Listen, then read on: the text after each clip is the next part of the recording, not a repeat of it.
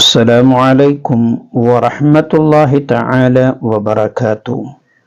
വിശുദ്ധ റമളാനിൽ വിശപ്പും ദാഹവും നമ്മെ ബുദ്ധിമുട്ടിക്കാതിരിക്കാൻ, നല്ല ഉന്മേഷവും ഉത്സാഹവും ഉണ്ടാവാൻ ഉപകരിക്കുന്ന ആത്മീയമായിരിക്കുന്ന ഒരു മരുന്നാണ് പരിചയപ്പെടുത്തുന്നത്. നോമ്പിന് അമിത ക്ഷീണവും തളർച്ചയും ദാഹവും അലട്ടാതെ ധാരാളം ഇബാദത്ത് ചെയ്യാൻ ശരീരത്തിന് ശക്തി കിട്ടലാണ് ഈ വീഡിയോ കൊണ്ടുള്ള ഉദ്ദേശം. ഇൻഷാ അല്ലാഹ് വീഡിയോ പൂർണ്ണമായും നിങ്ങൾ കാണുക, മനസ്സിലാക്കുക, പറഞ്ഞ ഇസ്മ കൃത്യമായി ചൊല്ലുക, മറ്റുള്ളവരിലേക്ക് വീഡിയോ ഷെയർ ചെയ്തു കൊടുക്കുക. വീഡിയോക്ക് നിങ്ങൾ ഒരു കമന്റ് രേഖപ്പെടുത്തുക. മാഷാ അല്ലാഹ് എന്നോ അൽഹംദുലില്ലാ എന്നോ നിങ്ങൾക്കിഷ്ടമുള്ള ഒരു കമന്റ് രേഖപ്പെടുത്തുക. ശരീരത്തിന് ക്ഷീണവും ദാഹവും വിശപ്പും അനുഭവപ്പെടാതിരിക്കാൻ, നല്ല ഉന്മേഷവും ഉത്സാഹവും നമുക്കുണ്ടാകാൻ ഈ 2 കാര്യങ്ങൾ ചെയ്യണം. ഇനി പറയുന്ന 2 കാര്യങ്ങൾ കൃത്യമായി നാം ചെയ്യുക. മുജറബാത്തു ദൈറബി എന്ന കിതാബിൽ മഹാനായ അഹ്മദ് ദൈറബി റളിയല്ലാഹു അൻഹു പറയുന്നത് കാണാം.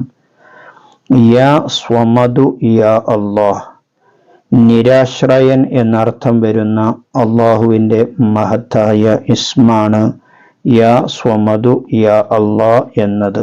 ഈ ഇസ്മ പതിവായി ചൊല്ലി വന്നാൽ വിശപ്പും ദാഹവും അകലുകയും ഭക്ഷണപാനീയങ്ങളില്ലാതെ ജീവിക്കാൻ കഴിയുകയും ചെയ്യും. ഒരുപാട് ഔലിയാക്കൾ ചൊല്ലിയ സിക്റാണ് യാ സ്വമദു യാ അല്ലാഹ് എന്ന മഹത്തായ സിക്ർ.